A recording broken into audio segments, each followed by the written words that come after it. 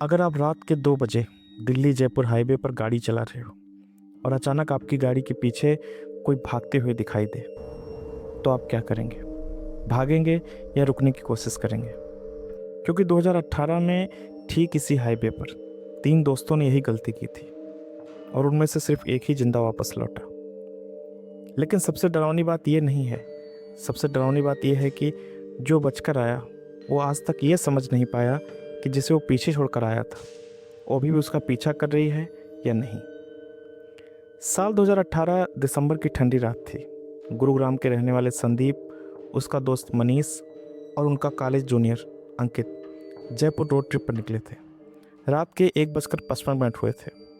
ठंडी हवा चल रही थी, हाईवे खाली था और कार में धीमी म्यूजिक बज रही थी। सब कुछ नॉर्मल था जब तक कि अंकित ने अचानक कहा, भाई हम भानगढ़ के पास आ रहे हैं। पास ही का इलाका भानगढ़ किला है। भारत की सबसे डरावनी जगहों में से एक माना जाता है। संदीप हंसते हुए बोला, अरे वो सब अफवाह है। मनीष बोला, नहीं भाई, यहाँ रात में रुकने तक की मनाही है। अंकित ने धीरे से कहा, और लोग कहते हैं यहाँ सड़क पर कोई दिखाई देता है। जैसे ही कार ने 2:10 क्रॉस किया, रेडियो अचानक अपने आप ऑन हो गया। लेकिन उसमें गाना नहीं, एक औरत की धीमी हंसी आ रही थी। तीनों चुप थे। कार में सन्नाटा। रवि ने तुरंत रेडियो बंद किया और तभी हेडलाइट के सामने सड़क के किनारे एक औरत दिखाई दी। सफ़ेद साड़ी, लंबे खुले बाल और वह बिल्कुल स्थिर खड़ी थी। अंकित ने धीरे से कहा, भाई गाड़ी मत रोकना। लेकिन संदीप ने ब्रेक दबा दिया। जैसे ही गाड़ी उस औरत के पास पहुंची, वह धीरे धीरे मुड़ी और अगले ही पल उसका चेहरा दिखाई ही नहीं दे रहा था, जैसे वहाँ कुछ था ही नहीं। और तभी मनीष चीखा, भाई पीछे देखो। संदीप ने ब्रेक दबा दिया। कार धीरे धीरे उस औरत के पास रुकने लगी। मनीष लगभग चिल्ला पड़ा, भाई मत रोक, कुछ गड़बड़ है। लेकिन देर हो चुकी थी। कार उस औरत से सिर्फ 5-6 मीटर दूर रुकी। हेडलाइट सीधा उस पर पड़ रही थी।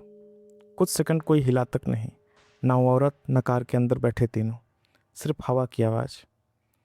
फिर वो औरत धीरे धीरे मुड़ी, उसके बाल उसके चेहरे से हटे और जो दिखा उसे देखकर अंकित की चीख निकल गई। उसका चेहरा नहीं था। जहाँ चेहरा होना चाहिए था वहाँ बस काला खालीपन था, जैसे किसी ने चेहरा मिटा दिया हो। और तभी औरत अचानक तेजी से उनकी कार की तरफ बढ़ने लगी। भाग भाई, मनीष चिल्लाया। संदीप ने तुरंत एक्सीलेटर दबाया। कार झटके से आगे बढ़ी, 90, 100, 110 की स्पीड से।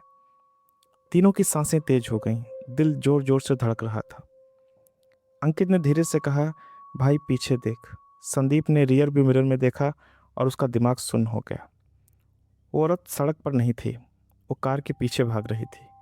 और सिर्फ भाग नहीं रही थी, उस स्पीड से जितनी स्पीड में कार चल रही थी। ये कैसे पॉसिबल है? संदीप बुदबुदाया। मनीष ने डरते हुए कहा, यह इंसान नहीं है। अचानक कार के अंदर का तापमान गिरने लगा। ठंडी हवा, लेकिन एसी बंद था। और तभी रेडियो अपने आप चालू हो गया। इस बार स्पष्ट आवाज़ आई, रुको रुको रुको, मुझे छोड़कर मत जाओ। आवाज़ किसी औरत की थी, लेकिन वो कार के अंदर से नहीं, सीधे उनके कानों के अंदर गूंज रही थी। संदीप का हाथ स्टीयरिंग पर कांपने लगा। गाड़ी हल्की हल्की डगमगाने लगी। अंकित रोने लगा, भाई ये हमें मार देगी। और तभी अचानक इंजन बंद, गाड़ी झटके से रुक गई। हेडलाइट्स बंद, पूरा हाईवे अंधेरे में डूब गया। अब कुछ भी नहीं था, ना आवाज़, ना हवा, ना औरत दिखाई दे रही थी। बस तीनों की सांसें तेज थीं। फिर धीरे धीरे कार की खिड़की पर आवाज़ आई, टप टप टप टप। मनीष ने कांपते हुए खिड़की की तरफ देखा और जो उसने देखा उसकी आंखें फटी की फटी रह गईं। वो औरत अब कार के बिल्कुल पास खड़ी थी और इस बार उसका चेहरा दिखाई दे रहा था, लेकिन वो इंसान का चेहरा नहीं था। मनीष की नज़र जैसे ही खिड़की पर गई, उसका पूरा शरीर सुन्न हो गया। उसने धीरे से कहा, संदीप ये इंसान नहीं है। अंकित ने हिम्मत करके देखा और अगले ही पल उसकी चीख निकल गई, भाई ये क्या है? वो औरत खिड़की के बाहर खड़ी थी, लेकिन अब उसका चेहरा साफ दिख रहा था और वो पहले से भी ज़्यादा डरावना था। उसकी त्वचा पूरी तरह काली पड़ चुकी थी, जैसे जल गई हो। आंखें लाल चमक रही थीं और सबसे खतरनाक, उसका मुंह धीरे धीरे कान तक फट रहा था।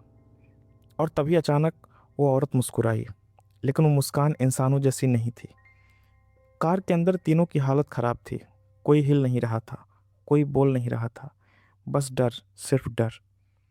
फिर उसने धीरे से खिड़की पर हाथ रखा। टप। एक बार आवाज़ साफ थी, जैसे वो अंदर आने के लिए कह रही हो। फिर अचानक मनीष ने अपने कान पकड़ लिए। आवाज़ आ रही थी। अंकित ने पूछा, कौन सी आवाज़? मनीष चिल्लाया, वो बोल रही है दरवाज़ा खोलो। लेकिन सबसे अजीब बात, संदीप और अंकित को कोई आवाज़ सुनाई ही नहीं दे रही थी। सिर्फ मनीष सुन रहा था और उसकी हालत बिगड़ती जा रही थी। अचानक मनीष ने सीट बेल्ट खोली और दरवाज़ा खोलने लगा। उन लोगों ने रोकने की कोशिश की। पागल हो गया है क्या? संदीप चिल्लाया। अंकित ने उसे पकड़ लिया, लेकिन मनीष की ताकत अचानक बहुत बढ़ गई, जैसे उसे कोई कंट्रोल कर रहा हो। और तभी कार का लॉक अपने आप खुल गया। क्लिक। तीनों जम गए। दरवाज़ा धीरे धीरे खुलने लगा। बाहर खड़ी वो चीज़ और करीब आ गई। जैसे ही दरवाज़ा थोड़ा सा खुला, वो औरत अचानक झुकी और उसका चेहरा सीधे कार के अंदर। अब वो सिर्फ 1 फुट दूर थी और उसने मनीष की तरफ देखते हुए कहा, तुम पहले आओ। अगले ही पल मनीष अचानक चुप हो गया। उसकी आंखें पूरी सफ़ेद हो गईं और उसने धीरे से कहा, मैं आ रहा हूँ। मनीष की आंखें पूरी सफ़ेद हो चुकी थीं। उसका चेहरा बिना किसी भावना के था, जैसे उसमें अब उसकी आत्मा ही नहीं बची। अंकित ने जोर से उसे पकड़ने के लिए कोशिश की, भाई होश में आ, बाहर मत जा। लेकिन मनीष ने धीरे धीरे अपना हाथ छुड़ा लिया, जैसे किसी और की ताकत उसे खींच रही हो। और फिर उसने खुद ही दरवाज़ा पूरा खोल दिया। जैसे ही दरवाज़ा खुला, ठंडी हवा का एक तेज़ झोंका अंदर आया और बाहर खड़ी वो औरत अब बिल्कुल सामने थी। इतनी करीब कि उसकी आंखें लाल चमक रही, साफ दिख रही थी। संदीप ने हिम्मत करके चिल्लाया, मनीष मत जा, ये मरवा देगी तुझे।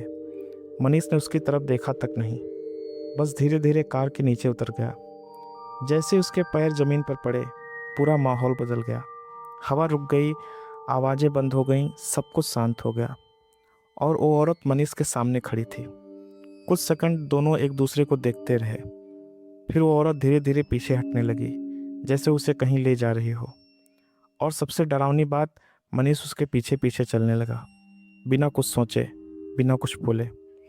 कार के अंदर बैठे संदीप और अंकित कुछ समझ नहीं पा रहे थे। डर उन्हें जकड़ लिया था। अंकित रोते हुए बोला, भाई कुछ कर, वो चला जाएगा। संदीप ने अचानक दरवाज़ा खोला, मैं उसे वापस लाऊंगा। अंकित चिल्लाया, पागल है क्या, मत जा। लेकिन संदीप उतर गया। संदीप धीरे धीरे मनीष के पीछे चलने लगा। चारों तरफ घना अंधेरा, सिर्फ दूर दूर की पेड़ की परछाइयाँ नजर आ रही थी और बीच में वो औरत और मनीष। संदीप ने महसूस किया यह हाईवे नहीं लग रहा था, जैसे वो किसी और जगह आ गया हो। पेड़ घने हो गए थे, सड़क गायब हो चुकी थी। ये हम हाईवे पर नहीं हैं, संदीप ने खुद से कहा। मनीष अचानक रुक गया, वो औरत भी रुक गई। दोनों एक साथ खड़े थे। धीरे धीरे वो औरत मुड़ी और इस बार उसका सीधा संदीप की तरफ देखने का इशारा दिखा और फिर उसने मुस्कुराते हुए कहा, तुम भी आ गए। संदीप वहीं रुक गया। उसने चारों तरफ देखा, न सड़क, न गाड़ियाँ और न कोई आवाज़, बस घने पेड़ और अजीब सी ठंडी हवा। ये जगह क्या है? उसने धीरे से कहा। मनीष बिल्कुल स्थिर खड़ा था। उसकी पीठ संदीप की तरफ थी और वो औरत बिल्कुल सामने खड़ी थी। दोनों के बीच सिर्फ कुछ इंच का फासला था। फिर औरत धीरे धीरे मनीष के और करीब आई और अपना हाथ उसके चेहरे पर बढ़ाया। संदीप चिल्लाया, मनीष पीछे हट। लेकिन कोई जवाब नहीं, जैसे मनीष सुन ही नहीं पा रहा था। वो औरत का हाथ मनीष के चेहरे को छू गया। जैसे ही उसने उसे छुआ, मनीष का शरीर झटके से कांपने लगा। उसकी आंखें पूरी सफ़ेद हो गईं और वो ज़ोर ज़ोर से चिल्लाने लगा, मुझे बचाओ। लेकिन उसकी आवाज़ कुछ सेकंड बाद अचानक बंद हो गई। पूरा शरीर शांत हो गया और फिर वो धीरे धीरे ज़मीन पर गिर गया। संदीप दौड़कर उसके पास गया, मनीष उठ। लेकिन जैसे ही उसने उसे पलटाया, उसका दिल रुक गया। मनीष की आंखें खुली थीं, लेकिन उसमें जान नहीं थी और उसकी त्वचा धीरे धीरे काली पड़ रही थी, जैसे कि उसकी जान किसी ने खींच ली हो। संदीप पीछे हट गया। उसने उस औरत की तरफ देखा।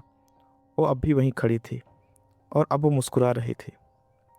एक हो गया, उसने धीरे से कहा। संदीप का दिमाग घूम गया। ये हमें एक करके मार रही है। संदीप तुरंत पलटा और भागने लगा। उसे सिर्फ एक ही चीज़ याद थी, कार और अंकित। वो जितना दौड़ता उतना ही जंगल गहरा शांत हो जाता। सड़क कहीं दिख ही नहीं रही थी और तभी उसने पीछे से आवाज़ सुनी, भाग क्यों रहे हो? वो वही आवाज़ थी। संदीप ने धीरे धीरे पीछे मुड़कर देखा और उसके होश उड़ गए। वो औरत अब उसके ठीक सामने खड़ी थी।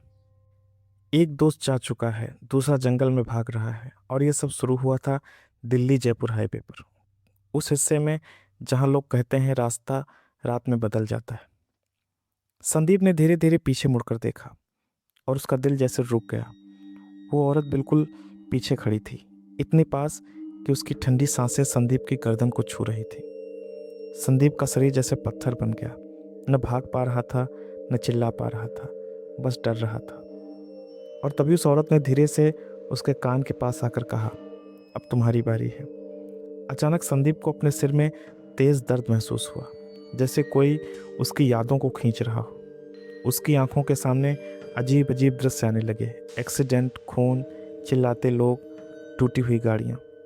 और फिर उसे एक दृश्य साफ दिखाई दिया, वही जगह, वही सड़क और एक एक्सीडेंट जिसमें एक औरत मर रही थी। वो औरत ज़मीन पर पड़ी थी, सफ़ेद साड़ी में, और लोग उसे छोड़कर भाग रहे थे। कोई उसकी मदद नहीं कर पा रहा था। संदीप समझ गया ये उसी की आत्मा है। अचानक औरत ज़ोर से चिल्लाई, उन्होंने मुझे मरने के लिए छोड़ दिया। और उसी पल उसने अपना हाथ संदीप की तरफ बढ़ाया। संदीप ने पूरी ताकत लगाकर खुद को पीछे धक्का दिया और अचानक ज़मीन पर गिर गया। जैसे वो गिरा, उसकी आंखें बंद हो गईं और जब उसने फिर से खोली, वो वापस कार के पास था। अंकित तब भी अंदर बैठा था और रो रहा था, डर से कांप रहा था। भाई तू कहाँ चला गया था? अंकित चिल्लाया। संदीप ने चारों तरफ देखा, फिर सड़क थी, फिर हाईवे था, जैसे कुछ हुआ ही नहीं। सब कुछ नॉर्मल नहीं था। संदीप ने कार के पीछे देखा और उसकी रूह कांप गई। मनीष कार के पीछे खड़ा था, लेकिन अब वो इंसान नहीं था।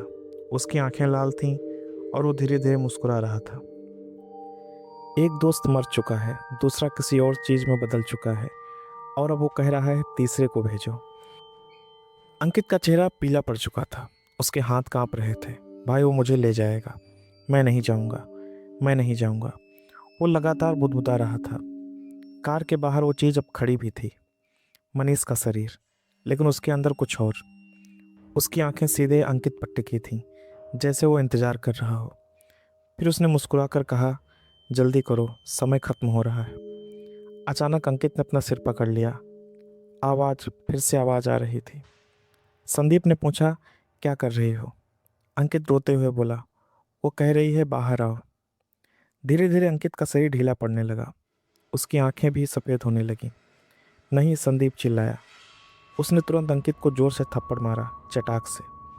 अंकित होश में आया, तेज तेज सांसें लेने लगा। भाई ये मेरे दिमाग में घुस रही है। अचानक कार के चारों तरफ हल्की हल्की फुसफुसाहट सुनाई देने लगी, आओ आओ आओ। संदीप ने बाहर देखा और उसकी रूह कांप गई। अब सिर्फ मनीष नहीं था, कार के चारों तरफ अंधेरे में कई परछाइयाँ खड़ी थीं, सबकी शक्ल इंसानों जैसी, लेकिन चेहरे गायब। ये सब वही हैं, संदीप बुदबुदाया, जो यहाँ पहले मर चुके हैं। अब कार पूरी तरह घिर चुकी थी। हर तरफ वो चीज़ें धीरे धीरे कार के करीब आती हुई। अचानक कार की सभी खिड़कियाँ अपने आप नीचे होने लगीं।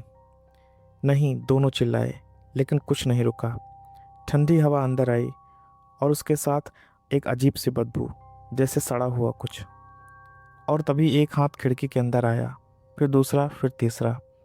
अब वो सब कार के अंदर घुस रहे थे।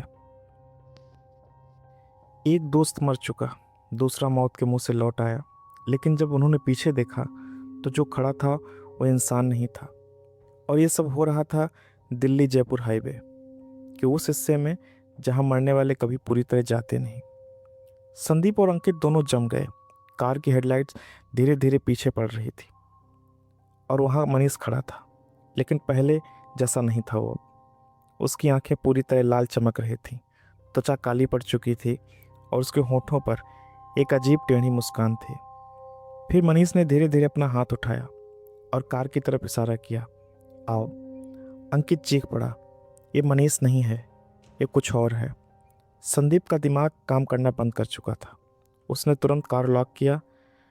बैठ जल्दी, निकलते हैं यहाँ से, संदीप चिल्लाया। दोनों कार में बैठ गए। संदीप ने चाबी घुमाई। इंजन स्टार्ट नहीं हुआ। फिर से कोशिश, कुछ नहीं। तीसरी बार सिर्फ एक आवाज़ आई, टक टक। कार के पीछे से आवाज़ आई, क्यों जा रहे हो? वो मनीष की आवाज़ थी, लेकिन उसमें दो आवाज़ें मिल रही थीं। धीरे धीरे वो कार के करीब आने लगा। उसके कदमों की आवाज़ साफ सुनाई दे रही थी, ठक ठक ठक ठक। अंकित रोने लगा, भाई ये अंदर आ जाएगा, कुछ कर। अगले ही पल मनीष कार की खिड़की के पास आ गया। उसने झुककर अंदर देखा और मुस्कुराया। तुम लोग मुझे छोड़कर क्यों चले गए? संदीप चिल्लाया, तू मनीष नहीं है, दूर हट। लेकिन वो हंसने लगा, धीरे धीरे खतरनाक तरीके से। और तभी उसने अपना हाथ खिड़की पर रखा और धीरे धीरे कांच के अंदर घुसाने लगा, जैसे कांच था ही नहीं। उसका हाथ अंदर आ रहा था। अंकित सीट से पीछे हट गया। भाई ये हमें मार देगा। संदीप ने अचानक भगवान का नाम लिया, हनुमान जी बचाओ। और उसी पल कार की हेडलाइट अचानक तेज हो गई। मनीष चीखा, जैसे उसे दर्द हो रहा हो। उसका हाथ तुरंत पीछे चला गया। वो गया नहीं, बस पीछे हटकर खड़ा हो गया। और फिर उसने धीरे से कहा, ठीक है, अब तीसरे को भेजो। दोनों ने एक दूसरे की तरफ देखा। वो तीसरा अंकित था।